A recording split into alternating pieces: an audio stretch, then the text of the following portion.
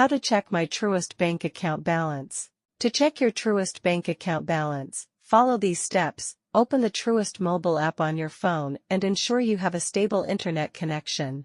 Log into your account using your username and password. Once logged in, the app's home screen will display your account balance along with other account details. If you prefer using a computer, visit the Truist website and log in to your online banking account using your credentials. After logging in, navigate to the Account Overview or Dashboard section where you can see all your accounts. On the Account Summary page, you'll find your current balance displayed for each account linked to your profile.